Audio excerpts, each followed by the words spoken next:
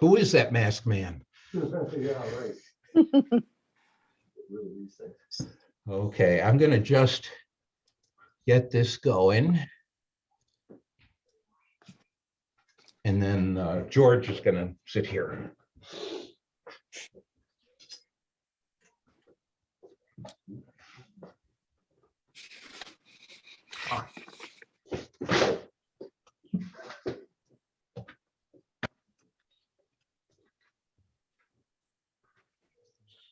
What new message? Morning, Matt. Sorry. I'm scrolling through all these waterfront emails, and there's a link for this and a link for that. And I'm just thinking that for this morning's 9:30 meeting, it would be nice if there was just a single clean email with a link. Okay. There is somewhere there. 7 or message you rate. They're all the same length. So let's send this to Shari. She may not have a calendar set up that it goes to.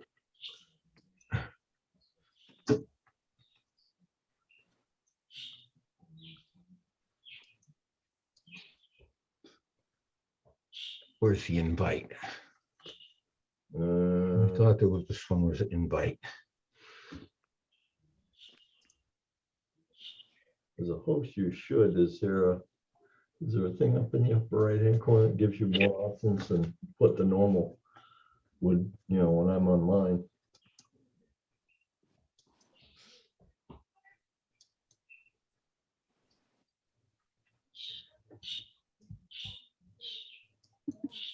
There it is.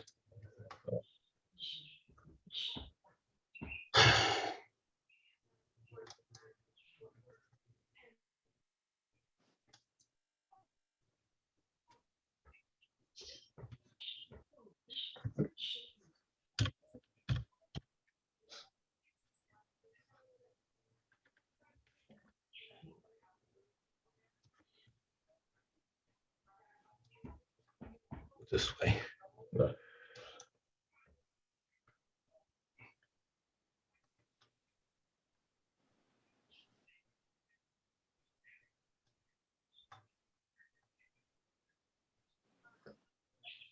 Um,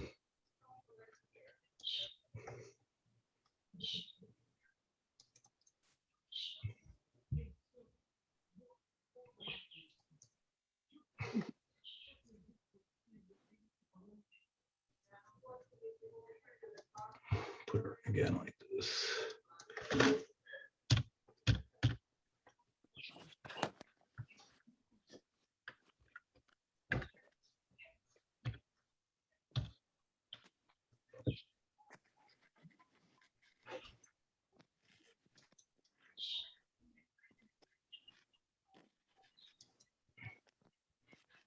Okay, Shari will get the message again.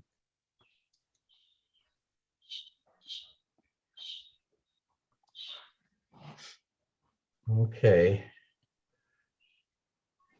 Salary and Valerie, can you hear okay? I can hear you. I can too. Okay, excellent. So when people come on, do they pop up and you have to let Yeah, them in? no, they just come in. Oh, Come okay. in automatically. They Yeah. just have to put in the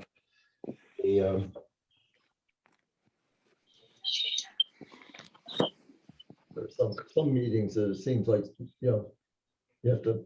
well, they actually have do to, something. they do, well, they have a waiting room option. Okay. and Oh, I never, see. I never use Oh, that. okay. All right. Well, that seems easier, let's put it Yeah. that way. Okay, everybody, time. It's time to come in. Yeah, right. Will be a very short meeting here. Otherwise, we can all decide what we're gonna do and go home.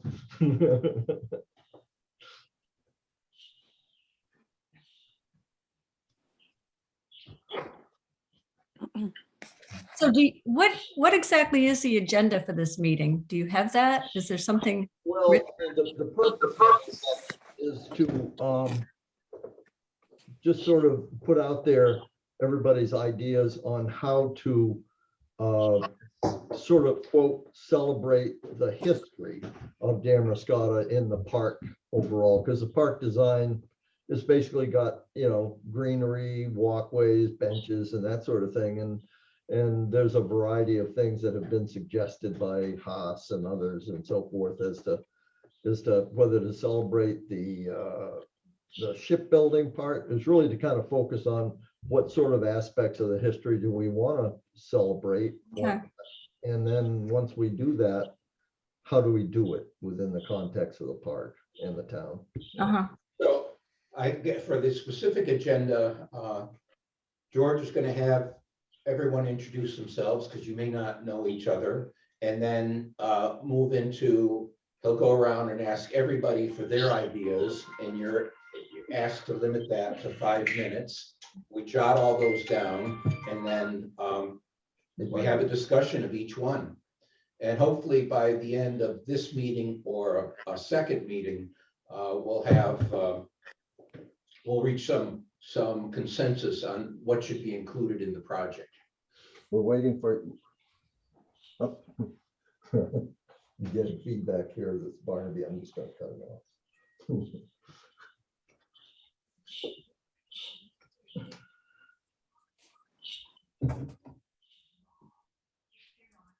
Actually, let me just go outside. He was not able to get in either. Who is it? Oh, it was Barnaby, and I couldn't talk. He was coming over the speaker. I was getting feedback.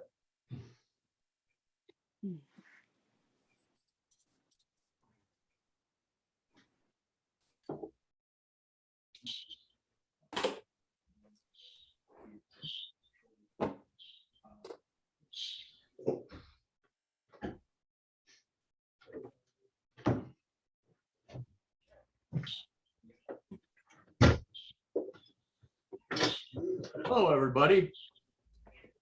Good morning. Good morning.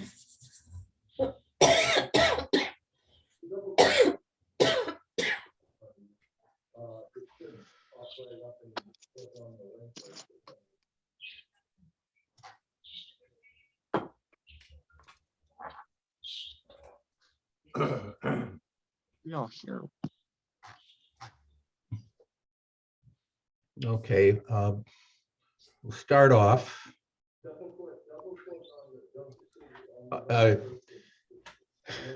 George is trying to get Barnaby on. He's having some difficulty. Yeah, Outlook calendar.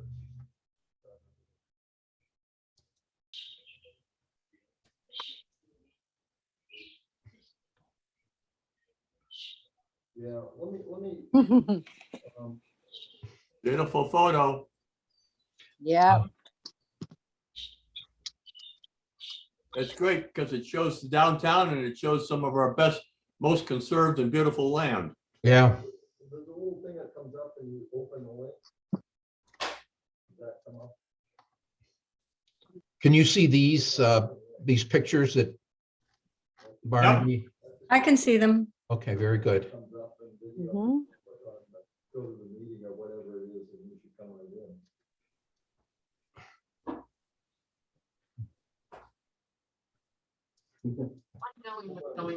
I'll forward Barnaby this Yeah, message well, again. He's getting a password being asked for. Yeah, the password is focus, capital Oh, focus? FOCUS. Oh, okay. Okay, focus But only the first letter is capitalized. Yes, and capital the F and then OCUS. that's the theme Yes, for capital. today.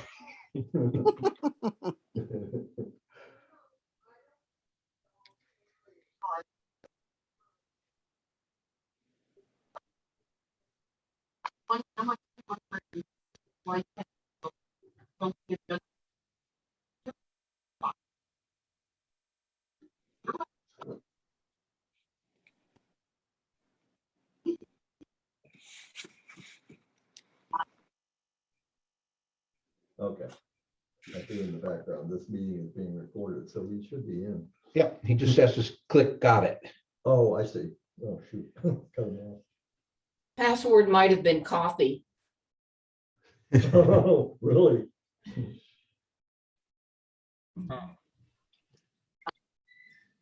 I'm trying to get the full screen here. There you go. There it is, okay.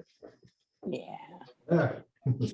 Or that down there, otherwise it'll Okay, put us on twice. all right. How many we got here? We got Haas, we got Barnaby. Okay, George, you just called me. I did, but I'm forget gonna it. hang up on you. Yeah, click it off. All right. Somebody said, oh, the password might be copy. You know, so we got Max, we got, Louis, Sherry, so we got one selectman. And let me see, who are we missing here anyways? We should have Tom There's, Tom's not there, and Lou. Tom and Lou, are not there. Max Johnson is,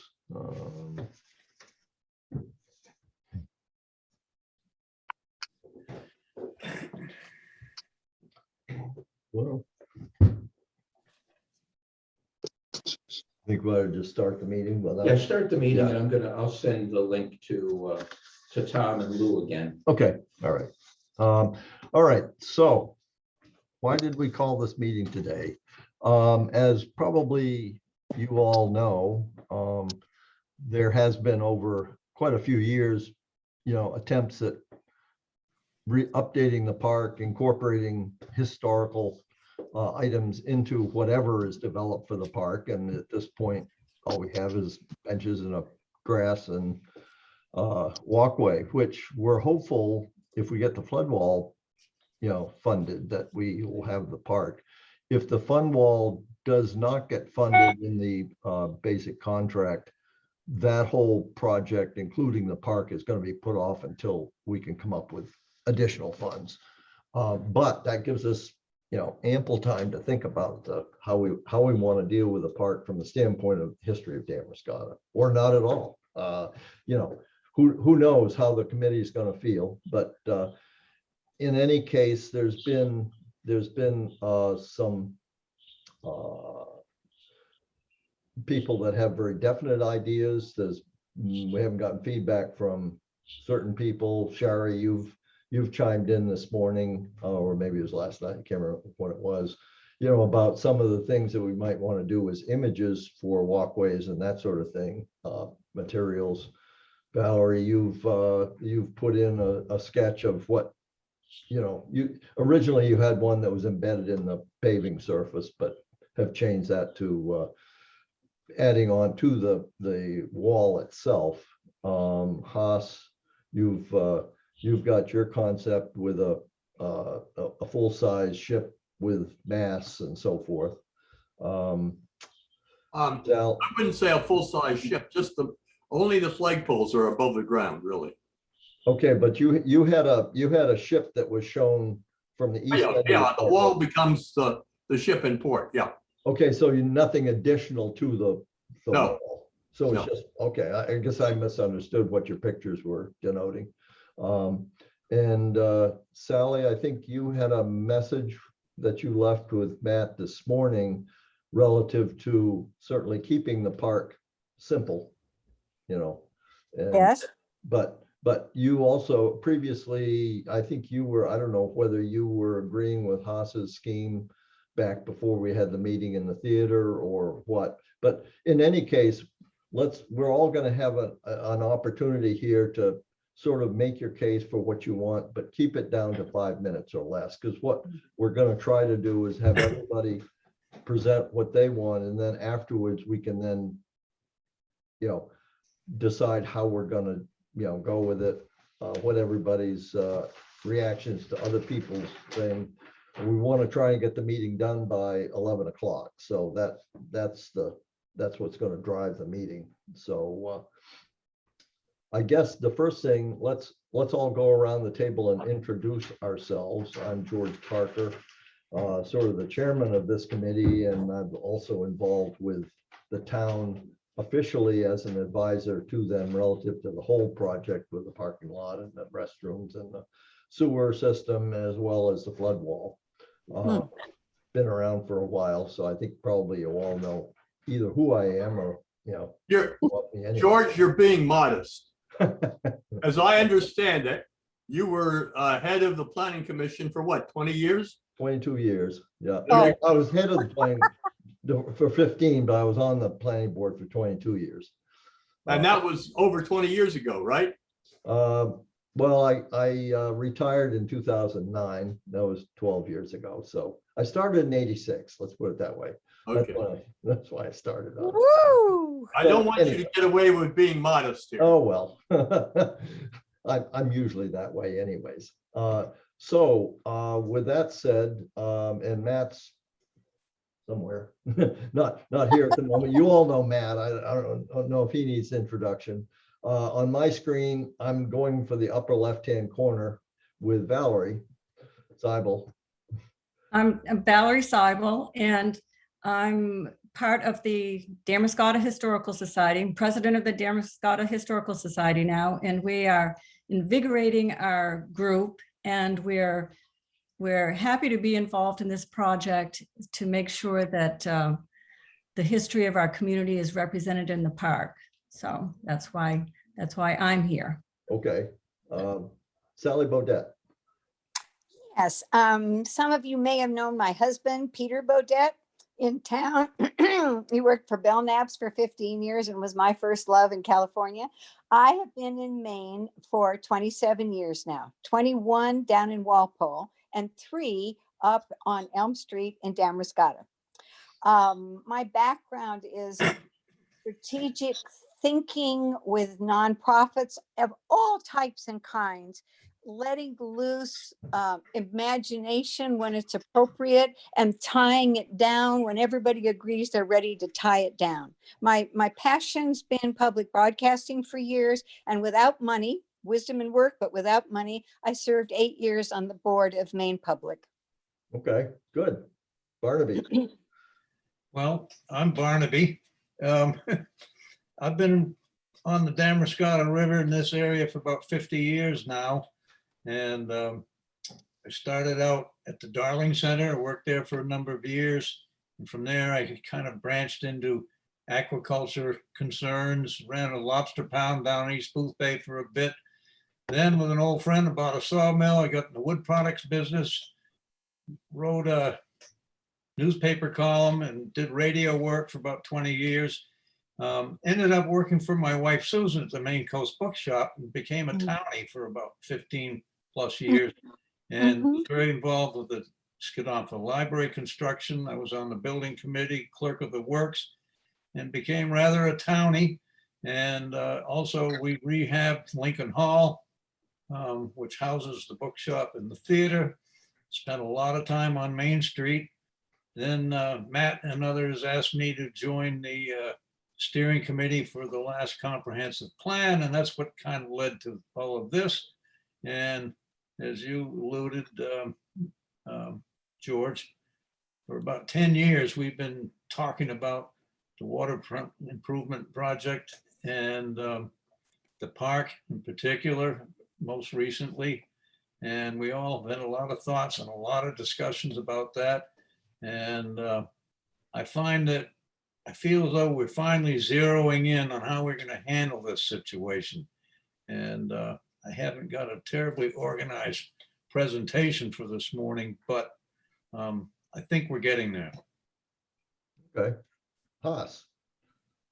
I first saw the part of Damascotta we're talking about in August 1947. I was a 12-year-old teenager who had grown up in California, and this was the first time I was in Maine.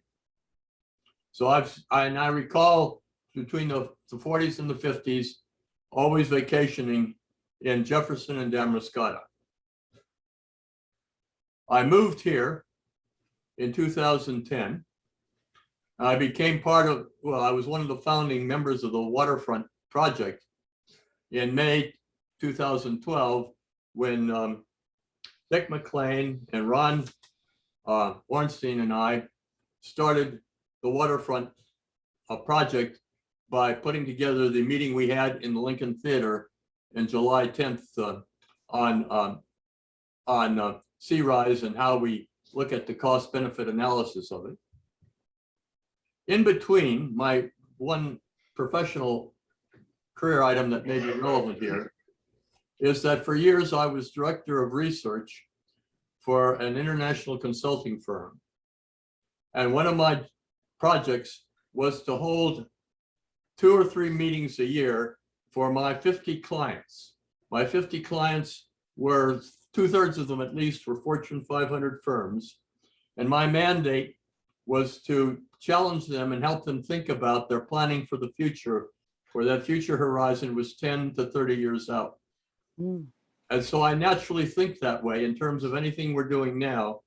What are the implications and what should we be looking at on that time horizon? More recently, I've been on the Waterfront Committee since its inception. When did we start it, Matt? 2014. Is that when we first had the Waterfront Committee first met? Because, okay, they all merged the Waterfront with Dick McLean and Ron and I putting that meeting together in 2012, merges with the Comprehensive Plan Steering Committee, merges with the Waterfront Committee in my messed up memory, okay? But that's, and so I've been on the Waterfront Committee since then, and know George and Barnaby from the old days and that, and others of you as you join that committee later on. Okay. Sherry.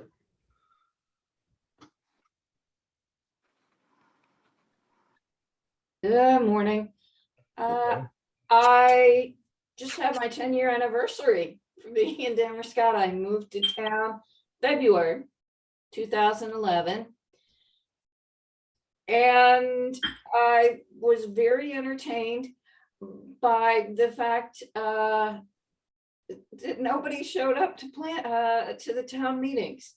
I was so proud to be part of a small town, and I went to a selectmen's meeting and I thought it was a little sad that the room was half empty. I guess I was having some preconceived notions that weren't actually valid. However, when I was doing the landscaping in the yard, I went over to Pinkham's, and like within 5 minutes, I was being encouraged seriously within that tiny short amount of time to run for the planning board. And I was genuinely surprised by that. But then I go into the town hall and Tony Dater's there. And I was picking up some documents for my new house. And he said, why don't you run for planning board? And I thought, huh. And then I met my neighbor, Ron Ornstein, seriously, lived right across the street from me. And he said, we have a long-range planning, 10-year long-range planning coming up. Why don't you join that committee? And I was, okay, how many people live in this town that I'm the only one being asked? And so that kind of stuck with me for a while. And so I did all those things. Okay. And Well, we were just trying to introduce ourselves, but you know, that's okay. I'm sorry. You know, Matt. There you go. Bye. Okay, we'll be right back to you. No, that's enough. Okay, Max, would you tell everybody who you are? Hi, everyone. I'm Max Johnstone. I've been a resident of Damascus for about 4 years now that I'm thinking about it. And I work for the Mid-Coast Economic Development District. We assisted with Matt to get the EDA grants for the $3 million for the project.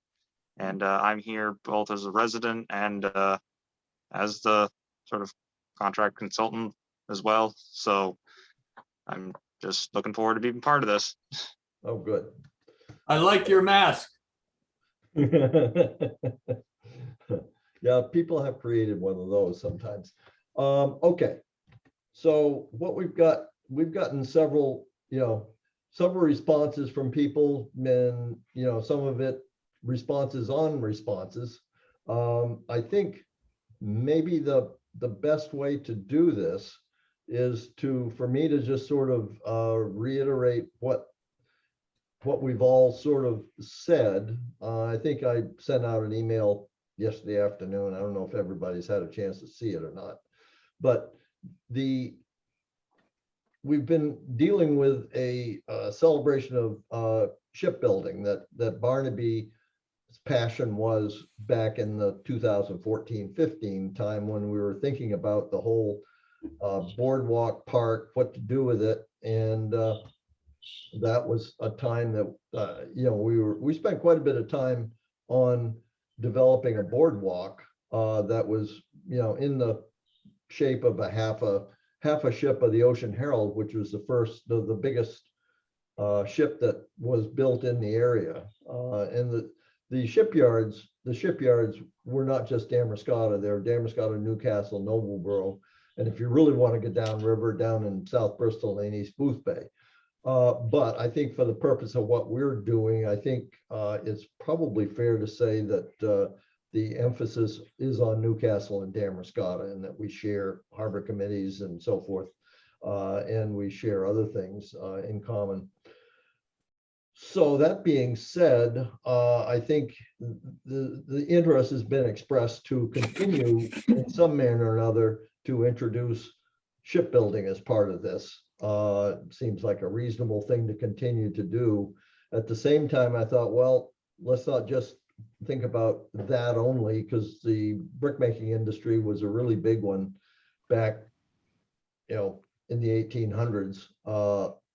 And whether we include that in some manner or another with the park or what, that was one thing. The other thing is the history of oyster growing in the river, which, as Barnaby told me in a conversation we had, started back several thousand years ago when the Native Americans were here eating oysters and throwing them in big heaps, and those oyster middens still exist. You can get down and see them starting on Business Route 1 and go down through pathways through the DRA property, or Coastal Rivers now. And so I guess I threw those out. And I think there's been a few people that have commented on whether we need to do much relative to brick making, because there's a lot of evidence of bricks that were built in downtown Damariscotta after there was a big fire back in the 1840s and burned most of Main Street down. That's there. It might have a testament as to you know, how to include it in the park as a brick wall or something like that. That's a possibility. When we, you know, and then the oyster, most of the aquaculture industry, which is really huge right now, is an ongoing, so I guess you could call it contemporary history. It goes back probably, you know, 40 years or so, beginning with Ed Myers. Whether that's something to include in a meaningful way in the park. You know, I think Sally had left a message with Matt this morning to keep it simple. I don't think she probably meant to do nothing like that, but I think it's important to do something, and that's why we're here, to sort of come up with maybe some agreement on, maybe not a specific way of doing it, but something that we can go back and come back together again. I mean, we can email each other and more comments on some of the things that we talk about today. We're obviously not going to solve it, but if we can maybe eliminate some things or come to an agreement on, let's only do this and this for that, but do something with shipbuilding in some manner or another, that would be good. So that having been said, I'm going to put it out there to find out if there's other things that people have in mind. I know Sherry sent out some pictures of some items to how to deal with some of the hardscape of the walkways and plazas and things like that. We certainly have an opportunity there to incorporate that in the park design. Jason works for SLR and is the landscape architect that's developed the park plan and will be doing detailed drawings of that. It would be appropriate probably to communicate with them on ways in which we can, materials we can use for making the park and how we do it, whether we want to do something that Sherry was suggesting or not. That remains to be seen. So I guess I'll throw it out there. I'm looking at my screen and I have a certain order of people, which are probably nowhere near what you see. But let me start in the upper right, upper left-hand corner for me, and that would be Valerie. Valerie, if you could maybe go into a little more detail, your thoughts. I think everybody received your drawing, did they? If anybody didn't, let me know. The latest one anyways. Right. So I did send a couple of drawings. I guess my idea of the ship part of the park, I like the idea of somehow representing the massive scale of just how big these ships were from the bow to the stern. And the most recent one I sent was perhaps have the 3-foot wall and then somehow saddle the bowsprit and the stern on top of the wall to represent the length. I am a little concerned about the flagpole thing. I think it might be just a little too much. And then I also sent a sketch of maybe having the ship integrated into the paving of the parking lot. I kind of like those ideas of Sherry's that showed what different things you can do with the paving stones. I also like the idea of a compass rose being incorporated into the parking lot surface. So I think in terms of the historical aspect of it, I do think it's really important to have a historical bent to it. I'd like to see the historical aspect be directed towards our community and not so much as a destination or tourist attraction. I like to see it. I want our community to go down there and be proud of what they see and be able to gather information and that sort of thing. I'm a little concerned about people if they're driving by on Route 1 and saying, oh, look at that cool thing down there, let's go drive by it. And then you get an influx of people that are just doing drive-bys just to see this, whatever it may be. So I think it's a kind of a fine line between making it a serious, historical, meaningful statement and don't cross the line to make it something that becomes a destination that people are just going to be driving to Damariscotta to see this thing. So I am concerned about that a little bit. And as far as the park goes, the greenery and stuff, I think that that's great. I think it should be inspirational and also informational, maybe have some plaques or whatever. And I did have a question about the wall on the Misery Gulch side. Is that also going to be a wall there, like the 3-foot wall? Could there be historical plaques or representations on that part of the wall? That might be something where you could have a little something about the brick making or the oyster shells. I do think it's important that you put something about the indigenous people there somewhere on that wall about the oysters. Doesn't have to be huge, but some representation there. Because we obviously have Damariscotta is an Indian name and everything. So I think that should be represented somehow. Okay. So anyway, that's my concept, is just keep it, like Sally said, simple, but make sure it's for our town and our people and not become a destination, like I said. And Okay, well said, well said. You brought up one question, which I'm not sure I have the answer to. When you're on the Misery Gulch side, we have two 80-foot openings on the riverside, the south side of the parking lot. It was always my thought to have another one, probably not that big, on the Misery Gulch side. I'll have to go back and look. I'm not sure they're proposing one there, which means when you're coming down the alleyway or coming into the park by the big red building, right.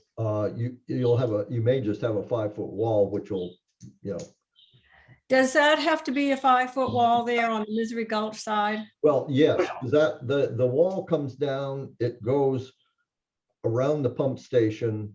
There's an opening for the launching ramp, and these openings will have what we call stop logs. So in the event of a thing, you can come in and actually block these openings off.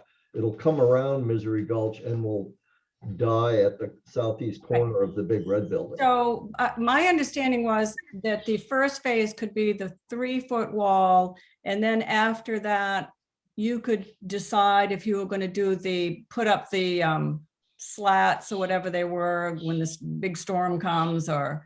What is actually going to happen is the entire wall is going to be designed and built so that we were talking about one time just building a 3-foot wall and then adding onto that Right. later time. What we've decided to do is to build a whole wall with these openings. Now, whether we put a transparent glass closure or these stop logs, which would keep everything completely open except when you really need to close it off. But that's how we're doing it now. And Okay. Yeah, the reason we're doing it that way now is we had a Zoom meeting with the consultant and EDA and FEMA representatives. And they said, when you build the wall, you have to build it to the full height. You can't do it in phases. I see. So my thought is like that on that side of the wall by Misery Gulch, because the rest of the wall is, you're not going to really see anything on the wall because cars are going to be parked in front of it unless it's, like I had my ship thing raised up so it would be on top of a 5-foot section. Then you get the scale of the ship. So the wall that's on the Misery Gulch side, because cars don't park there, I think that would be a good place to have informational plaques and that sort of thing along that side of the wall. And it'll, if you're going to have a 5-foot wall there, whether it's got the glass panels or what, it'll make it a little more interesting, and it'll make it kind of it's not going to look so much like a wall. You could really integrate a really nice museum, if you will, informational, call it an information wall, whatever you want to call it, and so that it would have a lot of like I say, plaques or. And there is currently right beside the walkway down to the town docks, there is a little. Yes. It's got shipbuilding Yes. on it, so it would be kind of an extension or. Yes. Yeah. And as a matter of fact, the other thing you could do is along that wall, you could have some of the interesting pavers like Sherry's idea and, my idea of the Rosetta Stone or whatever you call it, the compass rose, or some other sort of nautical design to it that would be sort of like a walking, sidewalk almost. Sure. Okay. Well, good. And what I would suggest as we're kind of going around the table for people to talk about what they want, use the opportunity to maybe make comments on other ideas. Then by the time we get around, I think we'll have at least a good sense of what everybody feels about the other ideas besides their own. So if that seems like a way to go, let's and try to keep your conversation to 5 minutes. Right now it's a little after 10, to maybe 5 minutes or so. We'll kind of go around the table, and then when we're all done, we'll sort of say, okay, where are we? you know, so, okay, Sherry, you're up in the upper right-hand screen for me. Why don't you use your opportunity to talk about your ideas? I like the idea Valerie had about the sculptures. And we do have some very talented artists in the county here who possibly would donate some interesting pieces, maybe even on a excuse me, on a rotation basis. So that's one thought. I like the mosaic tile idea in the ground, elevated on the walls, because it would offer color all year round, especially on the gloomier days, the overcast. And again, it would be able to take advantage of our local artistic talent. And then again, a concise, I liked, I think it was Haas, had the idea of a walking tour of historic downtown. And I think that's great. And even though people with an extended period of time residing in Lincoln County may not know all the little tiny nuggets of entertaining, interesting background to this particular area. And I just love that idea. So as long as we don't elevate too high, because I like the water, the ocean breeze, so to speak, that comes in. I am very flexible about the style of the wall. Just no glass. That I don't think is worth the trade-off, especially since we can distract the eye with a lot of other opportunities of interesting things to look at. And the last few emails that came out in the last 10 days or so, I'm very satisfied with all the input from these committee people. And I have rethought my stand on the masts for flagpoles. I'm not liking that idea any longer. So yes, like Valerie had said, we don't need to be targeted as a tourist destination. We are already enough of that because of the beach access we have, and Lincoln Theater, Skinumfa Library. People even travel for our co-op. So we have enough motivation for people to come and visit. So I'm done. Great, great. Okay, Haas, You want me? sure, but. May I share my screen? Yes, you can. Yeah, sure. Well, I don't know whether you're gonna have to enable it or not. I did. So you don't have to do that for specific.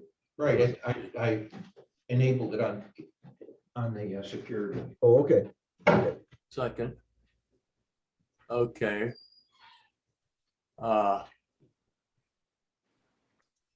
Okay, I gotta figure out how to do this. I'm sorry. Yeah, I've never done it myself on No, that well, end, so I was doing it the other end. Okay. I figured it out. Just a second. See, he can share. Yeah, okay. Okay. Now share screen. Go back to share screen and share.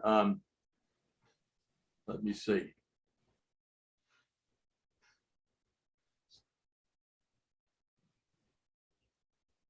Okay.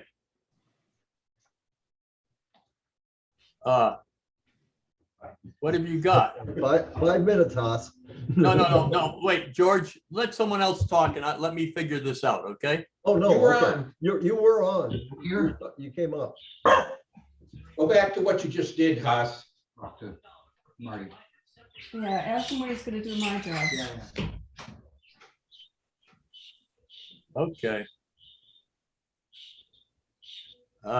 I can't find the document. I thought I had it right here, guys. I'm feeling very spastic at the moment. Okay. Now, let's see. Zoom. No, wait a second. Oh boy. All right. Now I'm supposed to do a screen share. And what I want is Here we go. Okay.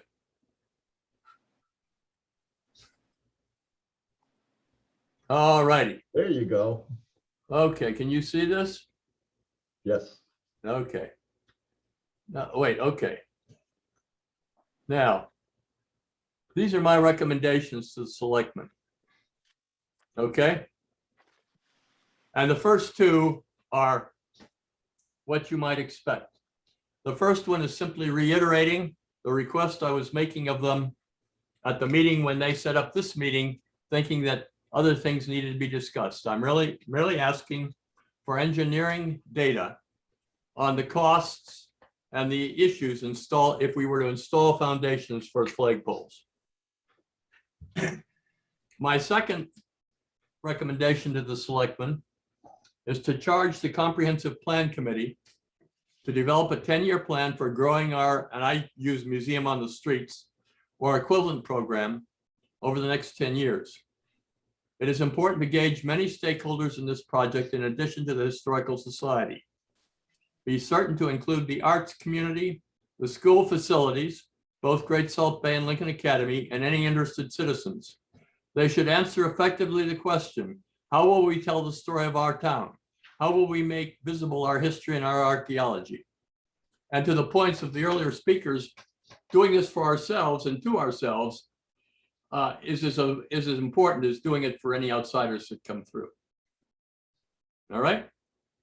Now I have a third recommendation, which is changing the subject totally. And that is that I feel the consultants have not delivered on their design of the park. Challenge the consultants as to why we should, wait a second, as to why we should pay them anything. Is that blued out on your screen? The printed page is blued out, Okay, just a second. but the picture is full color.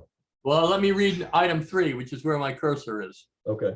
Challenge the consultants as to why we should pay anything for their design work on the park. Close examination of their park drawings indicate that they designed a generic 500-foot, 40-foot long tidal boundary park. They were not designing a park specific to Damariscotta. They did not determine the actual width of our park. To the point, their park drawings show a park which is about 540 feet long, the length of the wall, and varies in width between 24 to 32 feet.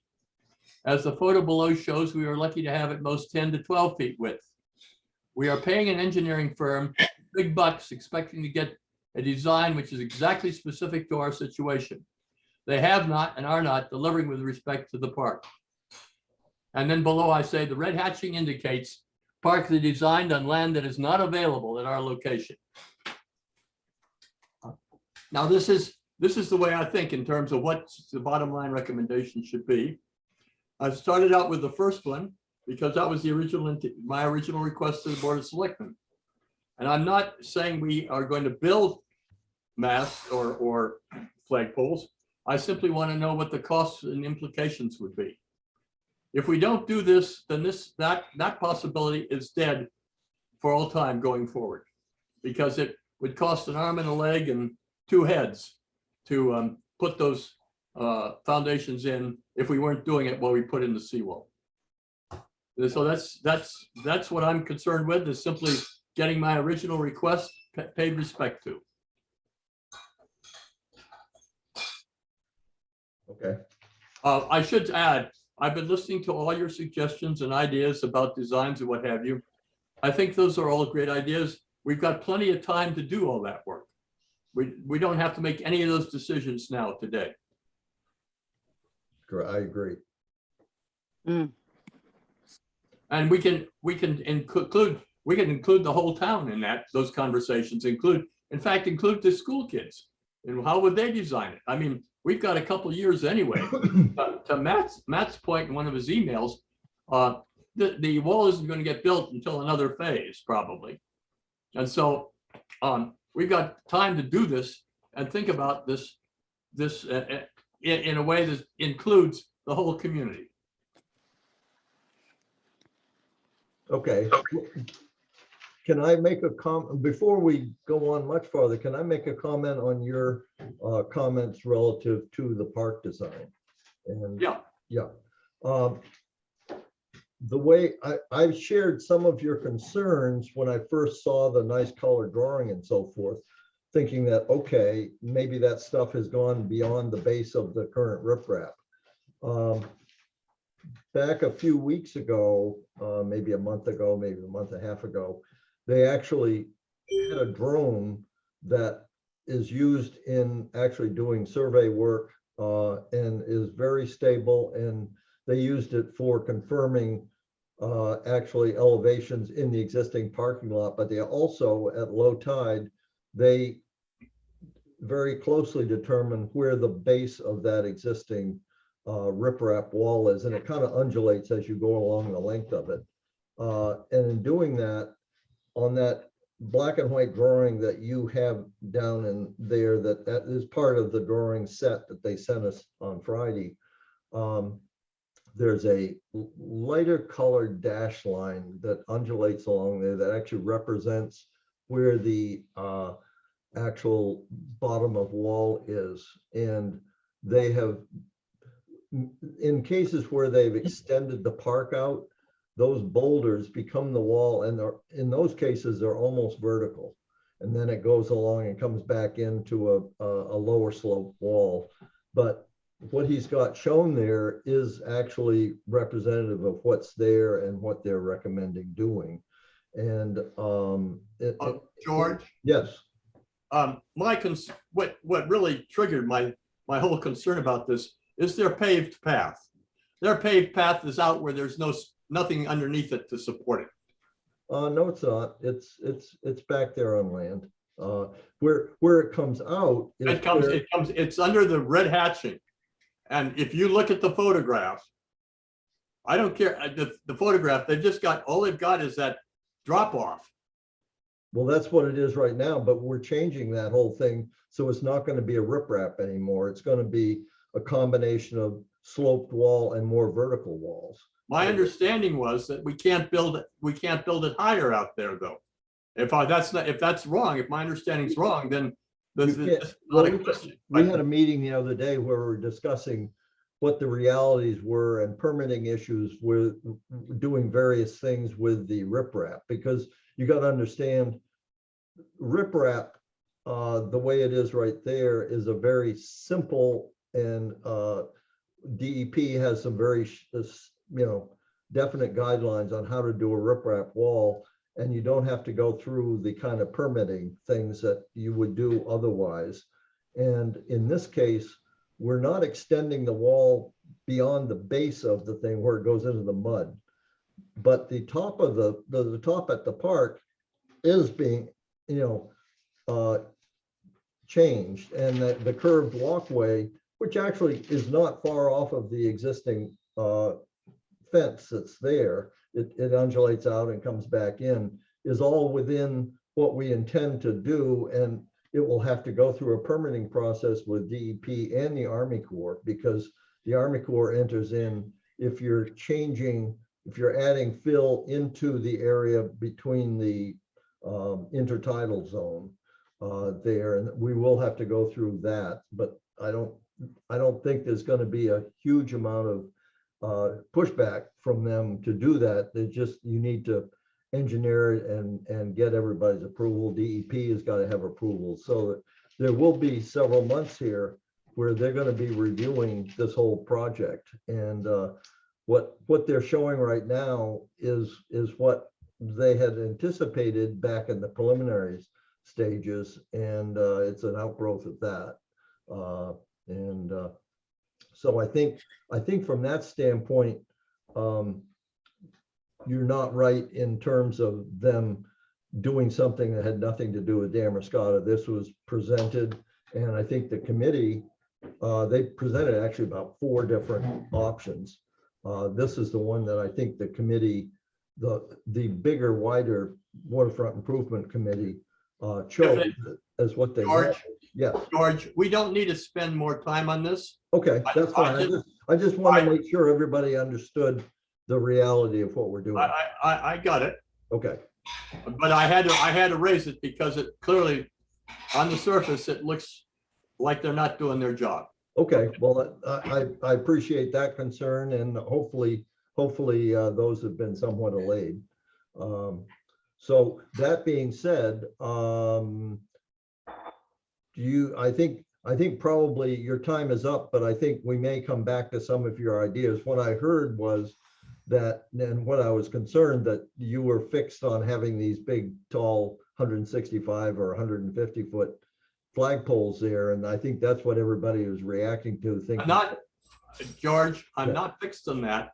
Good. But I will fight to the death, closing off that as an option at this point in time. I think, Okay, no, I think as I want the data so we can at least analyze it. right, and I think I don't know, was Barnaby, somebody had looked up on a website that builds tall flagpoles, cost for different sizes up to 200 feet tall. So was that you, Barnaby? Yes.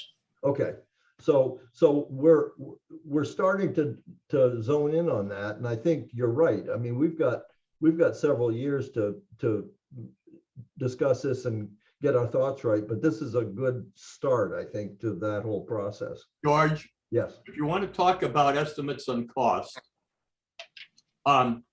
the cost of flagpoles, I haven't looked at Barnaby's, what he sent us, but I have independently several months ago did my own searches, and I could get off the shelf a flagpole for the mizzen mast for under $30,000. No, that's possible. I think, because that one, the mizzen is probably only maybe 120 feet tall, 133 130, whatever. Yeah, by your scale.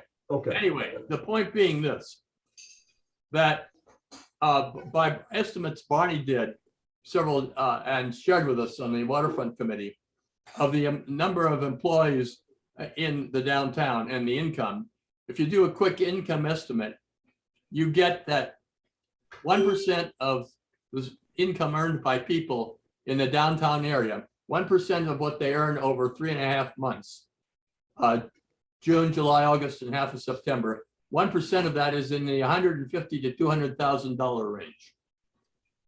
And that, and so if we're looking at the total cost of these flagpoles is somewhere between 100,000 and 300,000 if we put them in. I'm guessing, agreed. So it's within 1 to 3 times, 1 to 3% of the salaries earned by people downtown. So the expense, doing this kind of estimate of the expense cost, it's a pittance compared to what it might mean otherwise. And I appreciate all of that, but then I think this is definitely still on the table. We want to talk about all of the other. I agree. Let's move on. Okay. Let me see. Barnaby, you're next. Yeah. Well, can we get this thing off the screen? Oh, yeah. Sorry, I should have taken it off. There you go, man. There we go. All right. Now, Matt wisely labeled our group a focus group, and that's what I think we really are in the business of doing here. And I've spent the last at least couple of weeks really trimming the fat off of all my thoughts and other people's ideas and so forth. And I made the mistake of asking my wife, Susan, what she thought of all this. She's just been listening to me and I've been yammering about things. But I think it's important to tell you what she had to say to me a day or so ago. This is a person who spent 42 years in business on Main Street, Damascotta. I spent quite a bit of time there myself. I thought her thoughts on all of this, knowing what the shopping community is like, had some validity. And I asked her this morning to write this stuff out, and she was resistant. Finally, she broke down. And she simply said, Damascotta is a beautiful little town where many people are employed. And I happen to know, because I did a little study, there are 500 people who come to Damascotta every day to make their living. Tourists visit, and it's a business community for surrounding towns. Without the shops, restaurants, theater, library, and the beautiful location, I doubt we would attract the population we currently appreciate. I have observed a number of people year-round who walk to the back parking lot with their dogs to meet friends, to stroll, to eat their lunches, to view the river. The history is important, but it's not their focus. It's a sidebar to what they're enjoying. I think that thinking is absolutely right. I think we have to focus on that. I will say, Valerie, I like a lot of what you said. I think that history is terribly important to a lot of us, but not necessarily in that setting. Susan and I both love local history. So in trimming the fat, the conclusions that I have come to is we really do have to narrow our focus. And we've talked about trying to celebrate the brick industry and aquaculture and all that and so forth. But I think what we really need to make up our minds is that we want to focus on a sign that'll be at the front entrance that will say, on this site, this is what happened. The shipbuilding industry is what happened right there. I think it's a huge distraction to start going off in all these different directions. If they want to learn about aquaculture today, we got the River Tripper, a lot of people who can talk and educate a lot more about aquaculture than we can do in a few panels on one of these walls.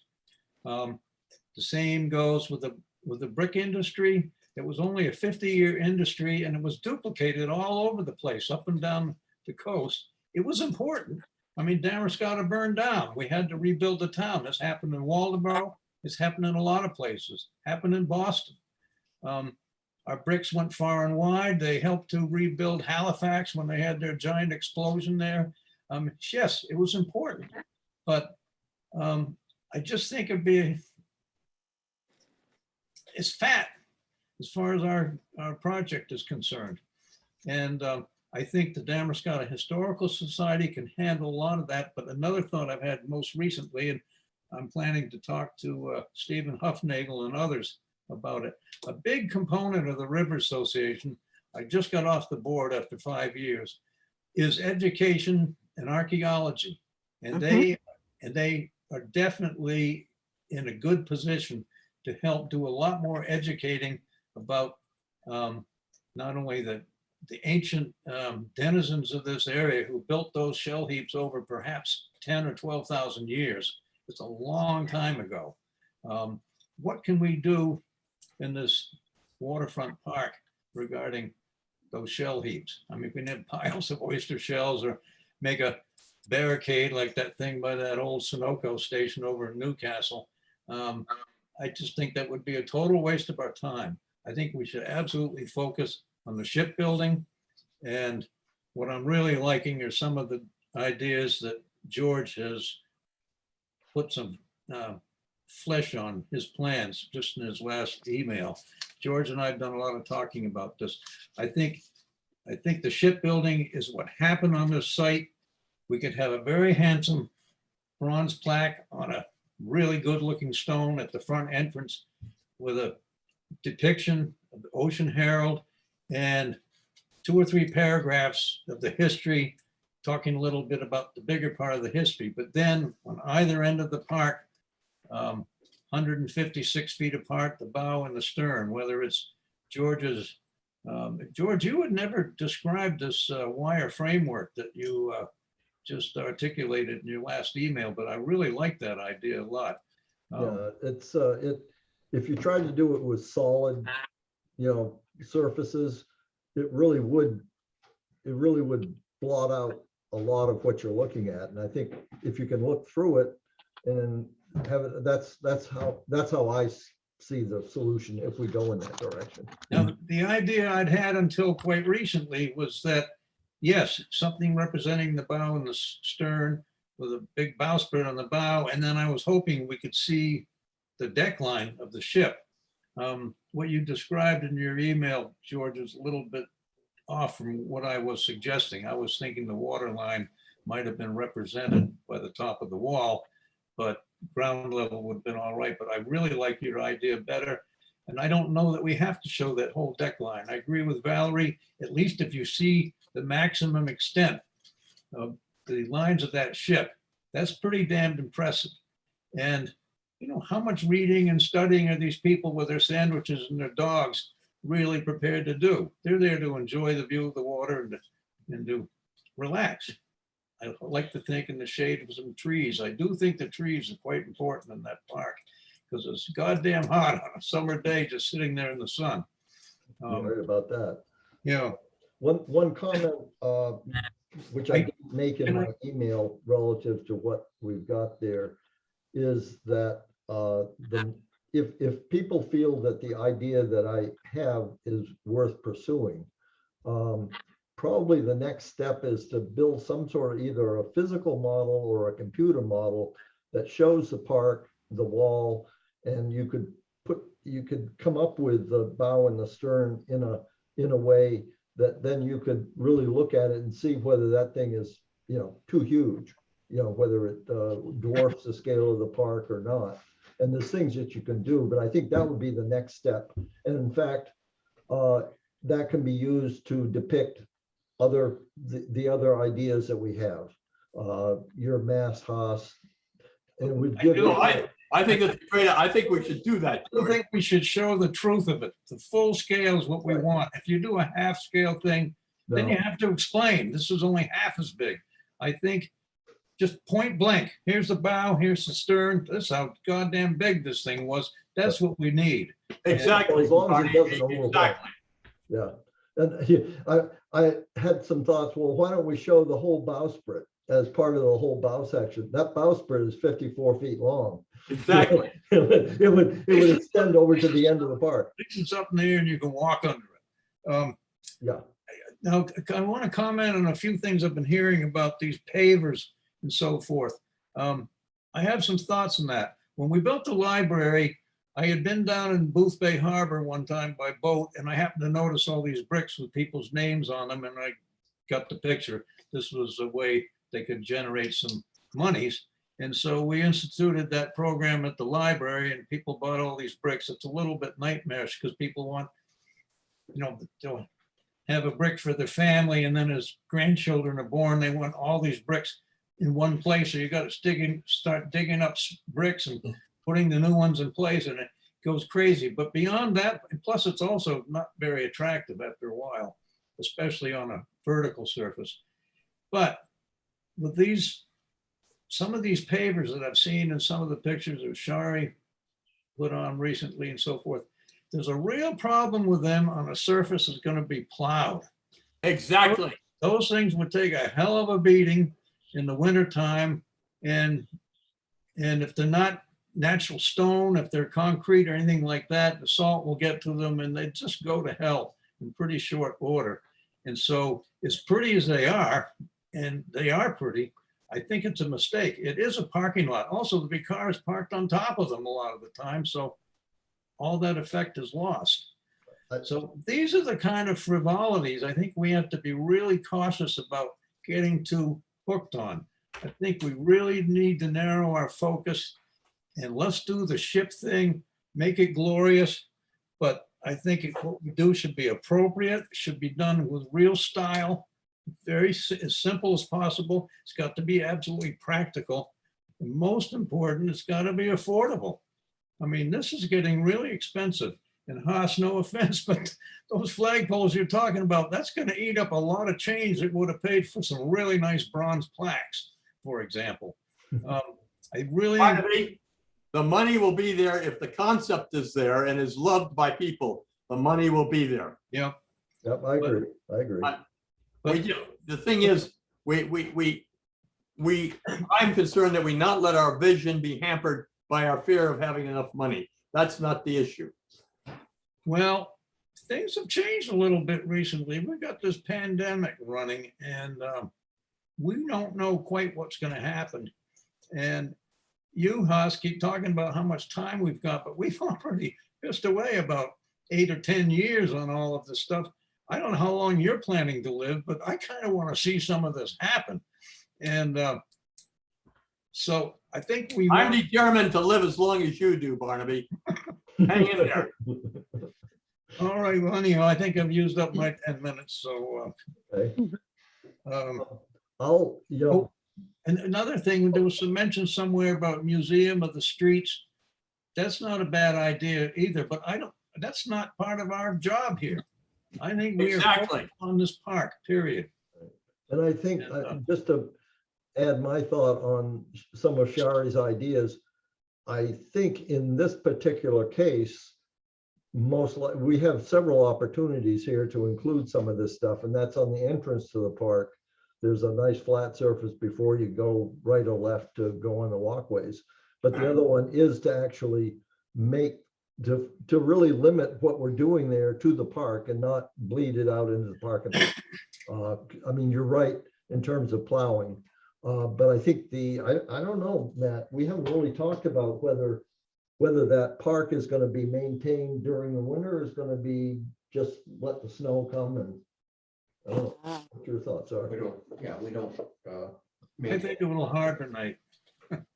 Yeah, no, I think probably the reality is that if you make the walkway a particular surface material, whatever, that's probably not going to be an issue plowing, because I'm not sure they're going to plow it in the winter.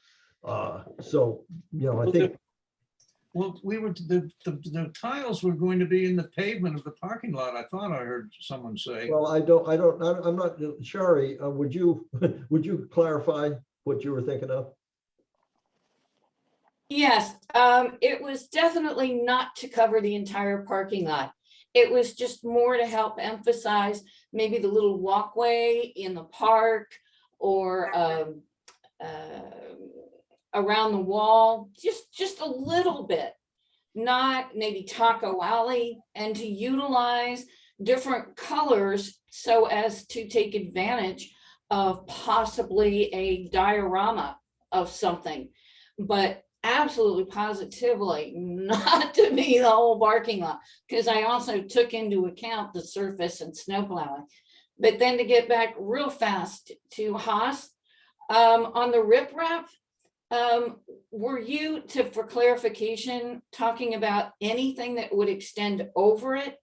My concern is that several years ago, when they were doing some maintenance work on the riprap, I went down and asked the crew the cost, if there had been, this is when we were talking about a boardwalk possibly extending over it, would it have affected the maintenance cost for repair and replacement of anything?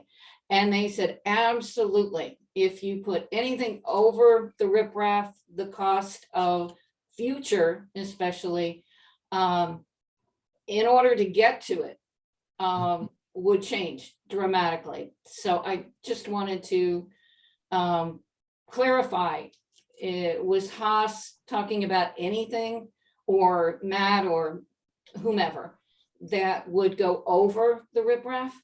Well, just to introduce my thoughts, the riprap is going to go.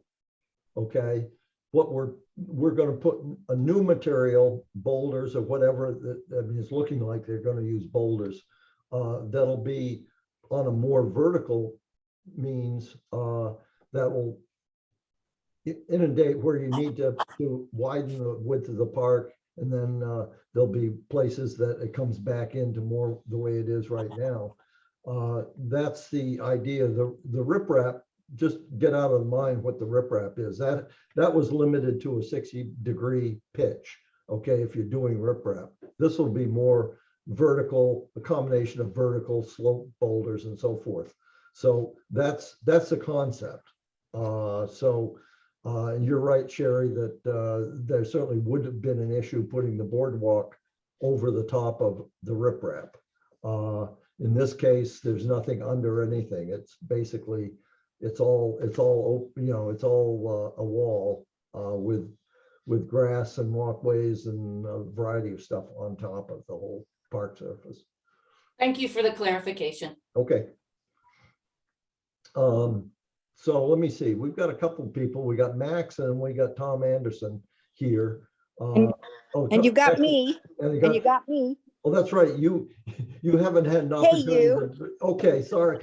We got talking to begin with. I was thinking, I was sort of melding that in with what everybody's thoughts were. Yeah, go ahead, Sally. You want me? Okay. Yes. No, I'm delighted. It's really helpful to hear everybody's wisdom and vision and thinking. It really is. And background and impatience and great patience. I mean, it's all mixed in here together. And we're this small ad hoc committee that is definitely helping. And I think that's great. Let me tell you where I come from.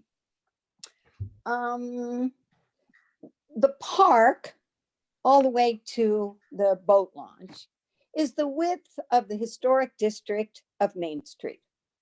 And if there's anything, if I picked up as I just walk around and I say, I'm on a little committee and we're all wondering what should get added now that we're going to do the wall. Everybody understands that, etc.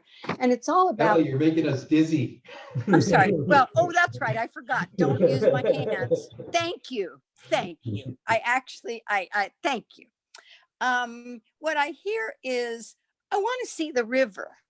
Oh, please, dear God, don't build a 5-foot cement straight wall. We're not going to do that. Something's going to happen that, and I am an advocate for see-through on the top. But I said, no, the whole committee and the town selectmen are working on that. To me, the history of Damariscotta is the river. It is the river. It's why we're here. It's 12,000 years ago and current aquaculture. It is building ships. It's the industries and the incomes and the investors. It is the river. So when I look at how do we add history now to a thin park and whatever we do with the wall, you heard me, I guess the words I did say to Matt on my message this morning was, I see it kept simple. And that to me connects with what we might do in terms of history. People go to that park to be alone.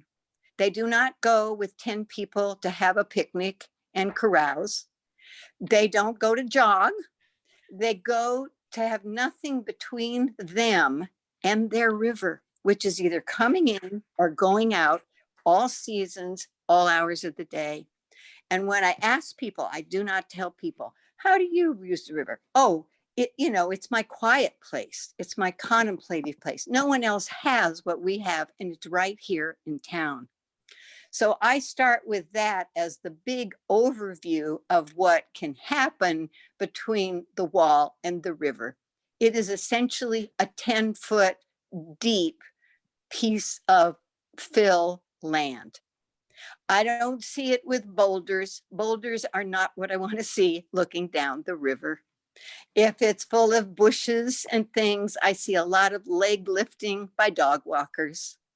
It's a place you can't sit as easily. It's that sweep of width, which mimics Main Street and looks out on this wide, wild, deep river whose ships went all over the world. So that's all I have to say about my vision of what it is. And the most important piece of history we have is the river itself. And anything that gets in the way of that is building for another purpose. I think now, instead of it being just us, who very luckily have been invited to be on this ad hoc committee, coming up with good ideas, I think it's time to go to the town. And by that, and I'm very practical. I've done this before. We're looking for adjectives and phrases. We aren't looking for essays and letters to the editor. I think we can go up to Lincoln Academy. I looked them up. They're number one of 3 statements about what the Academy is through all these 2 centuries. Is number 1, grounded in community. Now they mean the Lincoln Academy community. There's no doubt about that. But grounded in community. They have 6 ages. They have artists. They have engineering and math and emerging computer. They have a lot of things that with their teachers, they might be interested in saying, this is what I'd like to see in terms of history being celebrated. They are the history. They are the next generations. I see Great Salt Bay with their teachers saying, let's do an art project. And they all draw a barn or a grandmother's face or a great sailing ship, and they put it up at Great Salt Bay. It doesn't have to come down, but they go and do a tour in front of the wall. I see this as a way to involve the whole community Now, I take, Matt, your comment at the end of yesterday's email to us, which is based particularly on the projected cost of the wall and the park. That's new money, you're saying, basically. That's more money we have to go out and raise. Yes. And it is absolutely true. And I've done this for, how old am I? I've done this for 50 years now.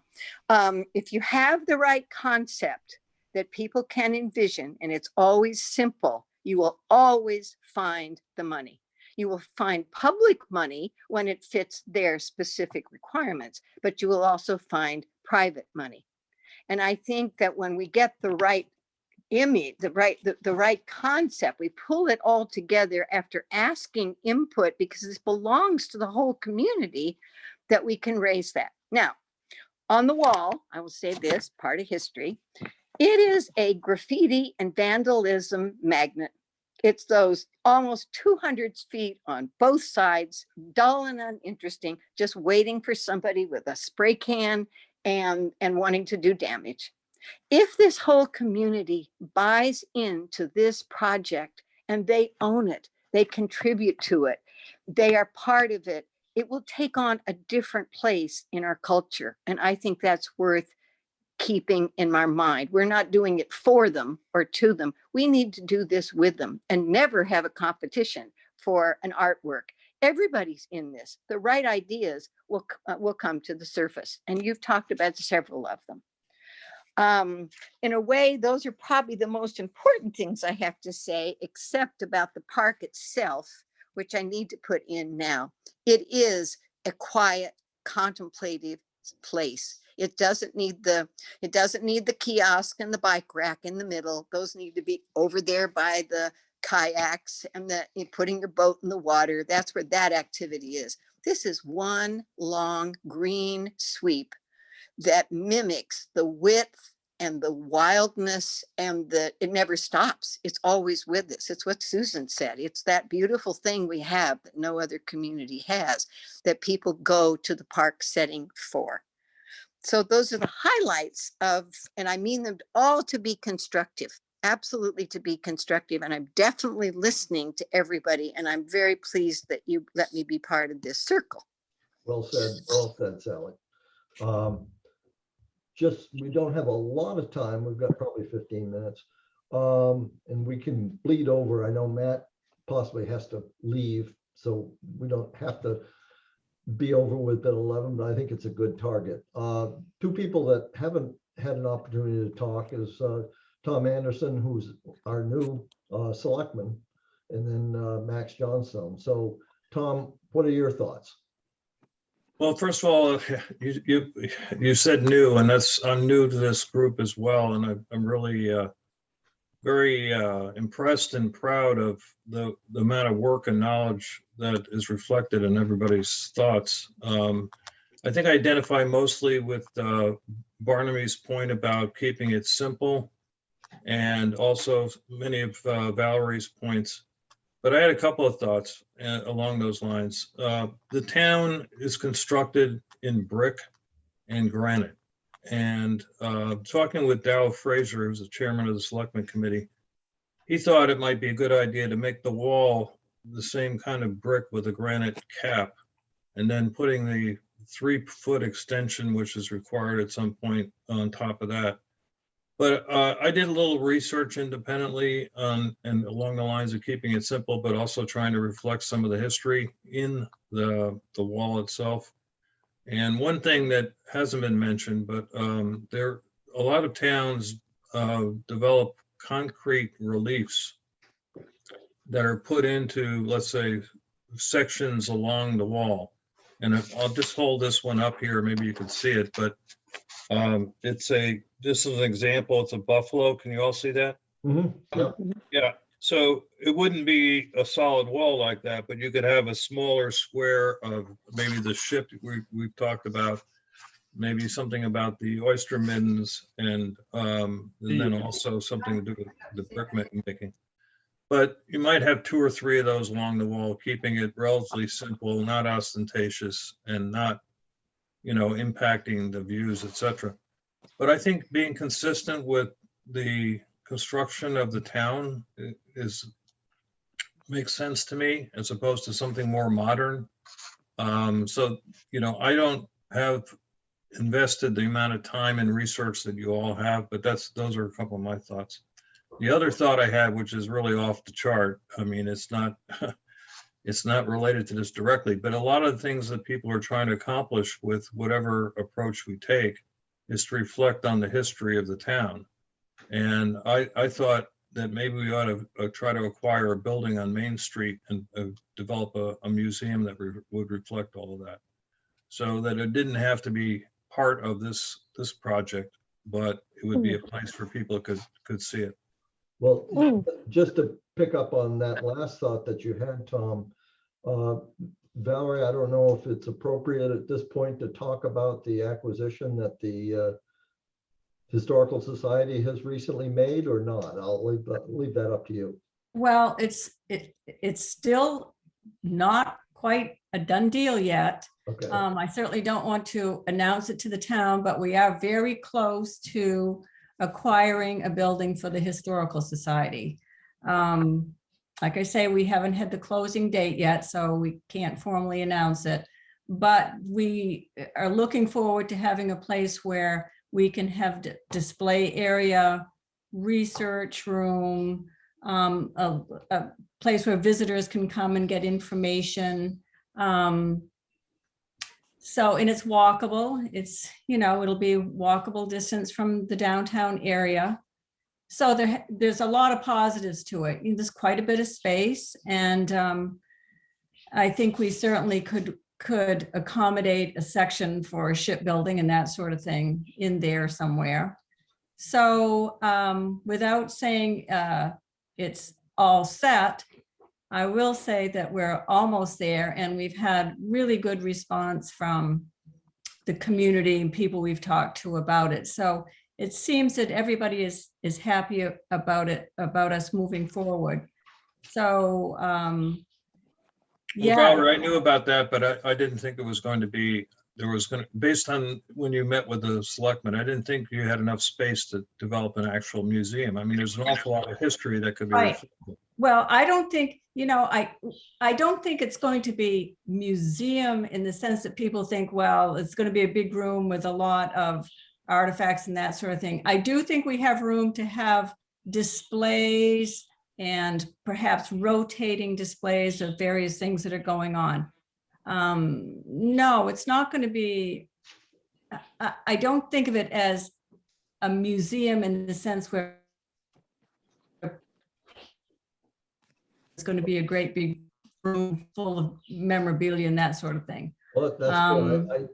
I've been aware of that. Matt may be aware of it a few weeks back, and I thought I wasn't sure whether the word had gotten out on the street or not. And I just wanted to bring that, especially Tom, you mentioned the museum, that this could become sort of a museum. It could become sort of a museum. I think it's certainly, we would have it as a destination for visitors to come and learn about the town. And then from there, they can go out and maybe do the walking tour or something like that. So I do think it'll be an integral part of the community, and that's what we want. So we really want to make an effort to be accessible and available to everybody. Okay, real quick, I just finish up here. I would say I am not a fan of the idea of the mass. However, I understand Haas's point of trying to get, an idea of what it would entail and whether or not it would actually be practical. The only question I have there is for Matt is, would that getting the engineering group, but I mean, how expensive would you think that might be? I didn't hear that too much. I think he was asking how much engineering costs would be for those flagpoles. I think it would be very high. Well, to get the actual cost numbers, I don't think that would be that difficult, but to actually engineer it and to build it, we're on, very poor soils to begin with. You saw the efforts that we have to go to support a wall. Can you imagine what it would take to the pilings and such that it would take to build flagpoles there? So I think it's Well, Matt, I was gonna be a asking not, cost, yeah. I wasn't asking for all of the costs. I was asking the cost to get the answers to what Haas had asked. I don't want to add more cost to the project if you've got, let's see, you've got, I think, 7 of you there. If 6 of you are saying that we shouldn't have the masts, then I guess I'd rather the town not go to the expense of having an engineering cost. I mean, we probably, The Matt, question is, how much would it cost? And I think the cost is really minimal. Because if we're just asking for rule of thumb numbers, and they're going to be putting in, Tom, to your point, they're going to be putting in a solid wall that goes down to bedrock. And if you were to put the foundations next to that while they're putting that in, the additional cost would be minimal. yeah, Do you know right. that for a fact? Haas, What? do you know that for a fact? Or you- I don't know it totally for a fact. That's why I'm asking for these numbers. Okay, well, we're not going to answer that here right now, but it's certainly, if we can find out some of the answers to that at kind of a minimal expense at this point, makes sense to do it. Rather than to ask, right, Pierce says, okay, could you give us a fee estimate that's going to take to design this? I think the more appropriate thing is maybe to ask what we should put in for a budget figure for footings for, because that site that you had, Barnaby, had the cost for the flagpole itself, and I'm assuming that the engineering cost for a footing was built into that. They'd be substantial, and Matt's right. Certainly is a concern for soils. I mean, if in fact those flagpoles were built up against the sheet piling that was built in, that might be one way to do that. George, Yes. may I suggest that you and Matt and I talk on the phone for 5 minutes after this meeting, and I think we can resolve this. Well, I don't know if we can do it after this meeting, but certainly a continuing conversation would be in order. I'm not asking for a lot. I just want to, Right. I don't want us to close this out thinking it's too expensive when maybe it's just it's not. Right. And, I think we've all got lots of time to pursue this. And I think, my idea of actually developing a computer model or something of the park with some of these things that we're talking about, so everybody understands what they're going to be and what they might cost. It's not going to happen in the next week or two, but we've got plenty of time to do it and then do it right. And don't try to come up with answers too fast. George, Max is waving his hand. Max, yes. Okay. I didn't know if I get to give my opinion this meeting. Absolutely. Go for it. I'll be very quick just because it's almost 11. My whole opinion on the matter is, if anyone's ever seen the Titanic Museum in Belfast, it's what I envisioned, and I think Valerie kind of talked about it very early on, what should be done. It's more of a minimalist approach, like get the details in the wall. Like we don't have to be this.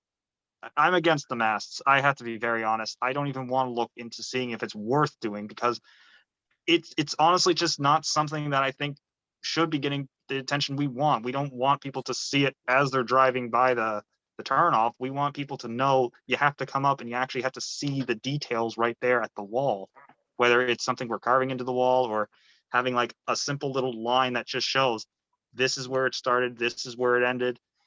Like, I'm just a minimalist up close guy, and that's what I think we should aim for, so that people have, Max, so people that's actually why have, I'm delighted. That's why I'm delighted with George's alternative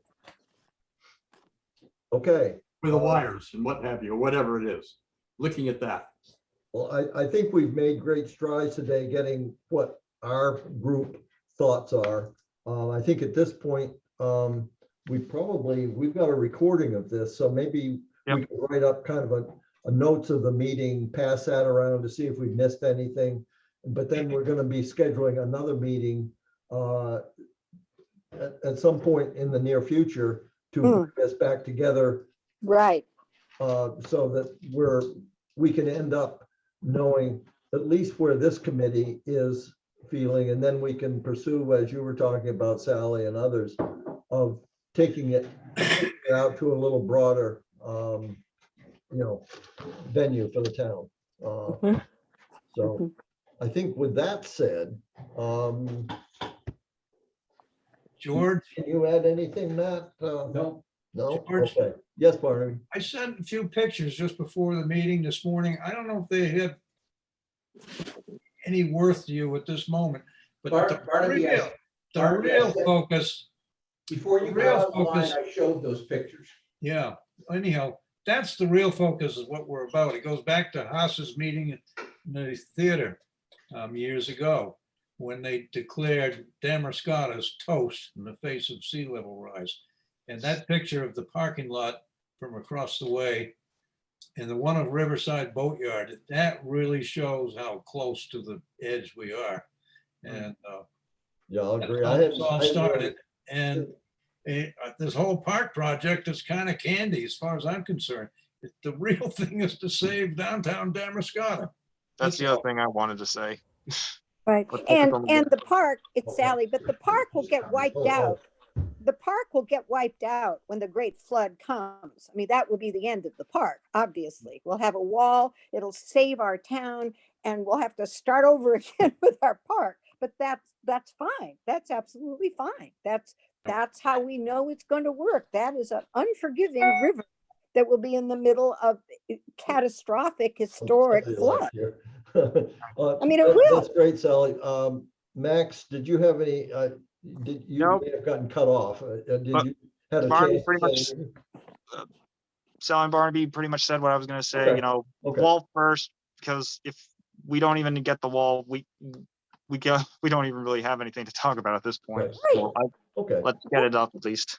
Well, let's end the meeting on this note, and we'll all do our own thinking. But I think the next time we get together, after we've sort of put this in writing and so forth, we can then have another meeting and see if we're at least in agreement as to the kinds of things that we want to pursue. That's really, I think, all we can do at this point. Does that everybody agree with that? Yep. Okay, Thank good. you. Well, Thank Hi, you. everyone. thank you Thank very you. much. Okay. How do we end the meeting here? Okay, Okay, everybody can, great. let's see. Oh, Who's hanging around, George? I don't know. I I'm Matt, I think he's left. He had to go, I think, pick up his wife. And he said he might have to bug out. I think, why don't we end the meeting? I'm just trying to figure out. George, Yes. George, let me say what I want to say. Oh, okay, sure. And sure. Barnaby's listening and Sherry's in the conversation, so that's good. I like what you're pointing to with your concept. It's a lot simpler than having masts, yet it begins, if we can somehow capture or display a sense of the scale of this thing. Mhm. That's what I think is important. I think George's design is elegant, and I think Exactly. that's what I meant by style. If we can do it, it's pretty big. Oh, it is But big. It should be a lot simpler than some of the other things we've been talking about. Well, you only need a few details though, like the bowsprit, and I think having the flag on the mizzen mast where it would be flying could be good too. But that's a conversation for another day. Is Yeah. this, when you talked about your wire, George, Yeah. is that like the sculpture that's down in Bath, the Maritime Museum? In sort of a way, I think theirs is maybe built out of bigger tubes and stuff, and I Oh, don't. of course, but Yeah, But it's I meant the sort of that general- way, where they've got the bow and the stern, and then they've got flagpoles and representing masts. So Okay, from no, that I get standpoint, that. it will be something like that. So- Okay. They also had a lot of room to do it. Oh, yes, no, We've that's got right. a, we've got a little skinny pocket. Again, I'm not talking about, you know, detail to detail, but just the theory. But that, yes, I think you're right, you're right. Okay, Yeah. thank you, because I like that. All right, So the technology, the engineering info on putting foundations in may also be important for your concept, George, and that you may have a couple things that need some foundation. oh, yes. So Those, we need to have some sense of what would be involved in doing in the putting foundations in at the same time.